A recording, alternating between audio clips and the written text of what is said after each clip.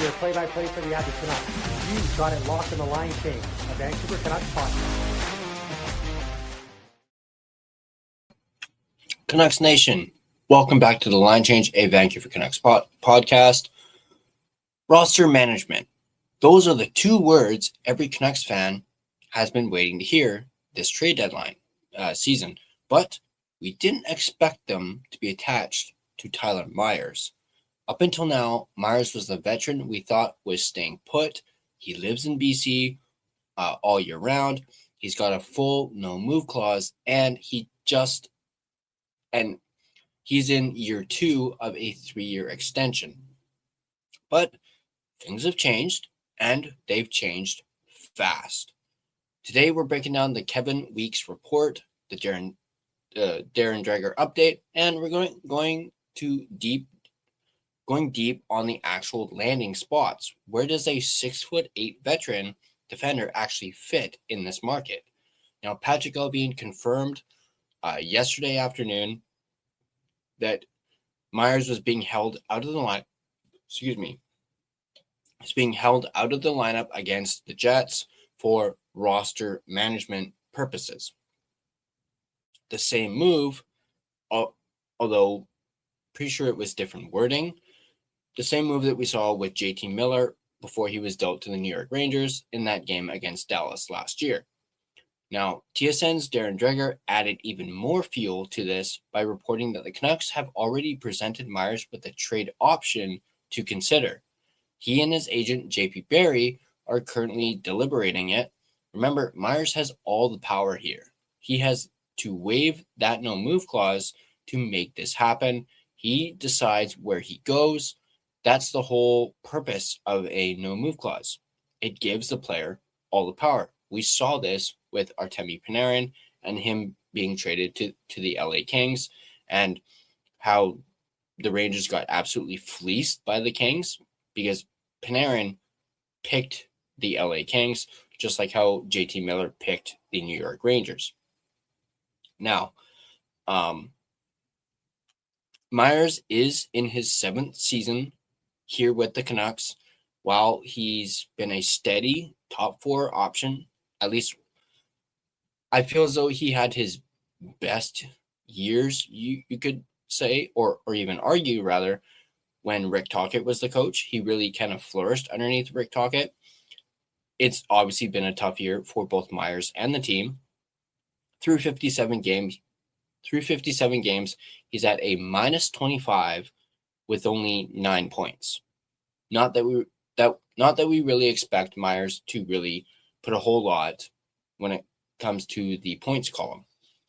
However, for a team looking for a veteran presence with size for a deep run, he's still a very attractive piece, especially since he has 1 more year left on his deal at $3 million.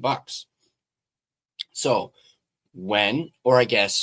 if the Canucks move him, remember, he makes the call, he makes the decision, so it's not completely a matter of when, although it does kind of feel as though that could be the case.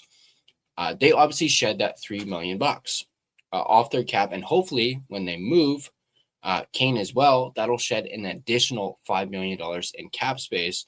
Same goes with both Blueger and Camp, although I forget exactly what Blueger's at. I think he's at 3 or 4, but Camp is only at like $1 million, so that's not gonna take too much off the cap, off their cap. But the likes of Myers, Blueger, and Kane will shed a lot of cap space for the Vancouver Canucks. So, which brings us to, where would Myers go? Where would he waive his no trade clause, or no movement clause, I should say? Where would he waive it to go to? On our our After Dark post-game show that we had technically earlier this morning, we spitballed a few ideas. I'm looking at the West Coast, maybe LA if he wants to stay in the Pacific. I mentioned Calgary, and I also mentioned, heaven forbid he goes to the Oilers, are also very interesting. Though seeing him in a rival jersey would be, a tough pill to swallow, even with it being Tyler Myers. Now, our friend Rain did bring up an interesting, potential destination, and that was the New York Islanders, which honestly makes sense as an East Coast landing spot. Plus, if you really think about it, the Islanders didn't get a defenseman in return when they traded away Noah Dobson to the Montreal Canadiens. Not that I'm comparing Dobson to Myers or putting Myers in the same category as Dobson, at least skill level wise. It's a long way from BC. But if the hockey fit is right, the Islanders are one of the few East Coast teams that truly makes sense for his style of play. Plus, he could really help Matthew Schaefer develop and could be a really good veteran presence in that locker room for a lot of those younger players that they have. Now, also, our friend Irvin, Swervin Irvin, that is, he also mentioned Dallas in our comments. And, obviously Myers is from Texas, so that would be a homecoming for him. And plus, Dallas is a playoff team, and Dallas is considered a contender. And also, Dallas also always values size and veteran experience on the blue line. Imagine Myers back in his home state for a cup run. Would he wait for that? You would think almost absolutely certain. Certainly he would wait for that opportunity. We also talked about this on the post game as well. Another one of my spitballs was LA. I mean, it was staying on the West Coast also keeps him closer to home. We mentioned, he lives in BC all year round. I believe it's actually Kelowna, to be exact. Could we even maybe see him in San Jose or even Vegas? Heaven forbid he decides to go to Vegas. Again, same thing with the Oilers. At his age, I just hope he lands with a true contender because he deserves a real shot at a cup, considering he is 36 years old. Actually, just freshly turned 36 years old, I should actually say. But let's be realistic here. A minus 25 rating and 9 points in 57 games doesn't scream first-round pick. So, that being said, what are we looking at for a return for Tyler Myers? Management seems dead set on attaining draft capital. I'm thinking a mid to late round pick, maybe a fourth if they're lucky, or likely between a fifth round and sixth round and a seventh round pick you'll probably get from Myers, or perhaps maybe a young roster player who just simply needs a change of scenery. The real value for Vancouver might be the $3 million in cap flexibility for next season and opening a spot for a prospect or a young defenseman, like, for example, Victor Mancini, who definitely should get a look and should be playing more, especially if they do end up, or do and / when they end up trading Myers. Now, would you be okay seeing him in Edmonton or Calgary? Some fans say rebuild mode means trade him anywhere, while others can't stand seeing a longtime Canuck help out a division rival. Myers has earned the right to choose where he goes. Whether he stays or goes, he's been a massive part of this era, whether you love him or you hate him. And I know there have been times where us Canuck fans have hated him, myself included, actually. But I do think over the 7 years he's been with this team, and at least recently, he has in fact become a fan favorite. I know I won't forget that goal that Tyler Myers scored 2 years ago, where he stole the puck, deked, and scored on the backhand against the very same Winnipeg Jets team that we played last night. You guys remember that one? That was a beautiful goal. Not to mention the old clap bomb from 11 months ago against Anaheim, where he, came right out of the penalty box and, had that massive old clap bomb and scored. That too was a beautiful goal as well. But that deke one in particular is not something we'd actually expect from Tyler Myers. Our chaos draft, as what Canuck fans have come to refer to him as, where do you guys think he ends up landing? Does he wave for a contender or stay put in Vancouver? Let's really think about it, because that still is a very real possibility. He's still mulling the decision over. The ball is still in his court. He still has the final say in where he goes, or even if he gets traded. Yes, I know Patrick Allvin withheld him from the lineup for roster management purposes or for trade, reasons. At the end of the day, the Canucks went to Myers with a trade.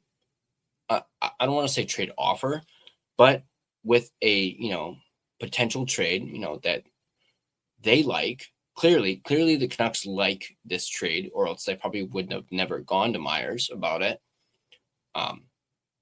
But clearly they went to him and were like, hey, we have this, potential trade, think it over, let us know. And we I don't know, I can't remember if we mentioned this on the post game, but basically it was mentioned as, actually we mentioned it earlier with Darren Dreger and his update. He said Myers has known about this trade for a couple of days now. So he's been mulling it over for a few days with his agent, and they haven't come to a decision. Obviously, when the news broke about it, which was around 4:30 in the afternoon, and then the game happened, nothing materialized, and then after the game, nothing materialized either. But definitely be on the lookout over the next 48 hours. Something could very well happen, or a decision could be made by Myers himself on whether he gets moved or not. Obviously, losing a guy with that type of leadership and veteran presence is going to be tough. But again, this Vancouver Canucks team is, I don't want to say in the middle of a rebuild, but they are a rebuilding team. And, you need young talent on a rebuilding team. Yes, you also need veterans like Myers, but clearly the Canucks like what they were offered for Myers, and obviously, went to him with the offer, and we're like, hey, this is what we're being, offered for you, for your services. So, but, let me know in the comment section down below. Do you think he goes to a contender, or do you think he just may say, no, I want to stay in Vancouver? Do you think he's going to double down on him already making it known, because he has made it known in the past that he wants to stay in Vancouver? We talked about on the post game where it has something to do with his family, his child. At the end of the day, this isn't just a hockey decision for Tyler Myers. This is a, family decision. He has to talk about this with his family, his agent. As I keep saying, all the power is in Tyler Myers' court. And if this is the end of Tyler Myers as a Vancouver Canuck, I just want to go out and say, I know I've talked crap about him in the past and been frustrated with him, but I will 100% say I've absolutely enjoyed Tyler Myers being a Vancouver Canuck. And if this is the end, I wish him nothing but the best. I hope he does, like I keep saying, I hope he goes to a contender and gets a real shot and chance at winning a Stanley Cup before he potentially could retire it over in the next few years. So, I just want to go ahead and say thank you to Tyler Myers, not to try and get ahead of myself, but, thank Tyler Myers for his contributions to this Vancouver Canucks team over the last 7 years. If this is finally the end of the Tyler Myers era here in Vancouver. If you guys enjoyed this breakdown and, talk about Tyler Myers, make sure to smash that like button and subscribe to The Line Change for more daily coverage as we, of course, continue to count down towards the trade deadline, which is a week from Friday. Once again, let me know in the comment section down below. Let me know if you have any favorite memories or moments involving Tyler Myers. Go ahead and drop those down in the comments down below. Nobody does selling better than Shopify. Shopify is the home of the #1 checkout on the planet. And the not-so-secret secret, with Shop Pay that boosts conversions up to 50%, meaning way less carts go abandoned and way more sales going through. So if you're into growing your business, your commerce platform better be ready to sell wherever your customers are scrolling or strolling. On the web, in your store, in their feed, and everywhere in between. Businesses that sell more sell on Shopify. Upgrade your business and get the same checkout that Skims uses. Sign up for your $1 per month trial period for 3 months at shopify.com/Westwood1, all lowercase. Go to shopify.com/Westwood1 to upgrade your selling today. Shopify.com/Westwood1. DraftKings Sportsbook, an official sports betting partner of the NHL, is built for the fastest game on ice. With player props and live betting, every shift, every shot, every save gives you options to get in on the game with DraftKings Sportsbook. New customers bet just $5, and if your bet wins, you get $300 in bonus bets instantly. Download the DraftKings Sportsbook app and use code THPN, that's code THPN, to turn $5 into $300 in bonus bets if your bet wins. In partnership with DraftKings, the crown is yours. Gambling problem? Call 1-800-GAMBLER. In New York, call 877-8-HOPE-NY or text HOPE-NY. In Connecticut, call 888-789-7777 or visit ccpg.org. On behalf of Boot Hill Casino in Kansas, wager tax pass-through may apply in Illinois, 21 plus in most states. Void in Ontario, restrictions apply. Bet must win to receive bonus bets, which will expire in 7 days. Minimum odds required. For additional terms and responsible gaming resources, see dkng.co/audio. This is a limited time offer. Copyright 2026 NHL, all rights reserved. This video has been a presentation of both DraftKings Sportsbook as well as the Hockey Podcast Network. Be sure to check out the network for your favorite podcast covering your favorite team at thehockeypodcastnetwork.com, the home of hockey podcasts, where it's every team, everywhere. Once again, if you guys enjoyed this video, hit that like button and subscribe to The Line Change, and be sure to have your notifications turned on so you don't miss more in-depth analysis of your Vancouver Canucks. Once again, drop your comments down below. Tell me your favorite Tyler Myers moment and or memory. Thanks for tuning in, and I'll catch you guys on the next Line Change.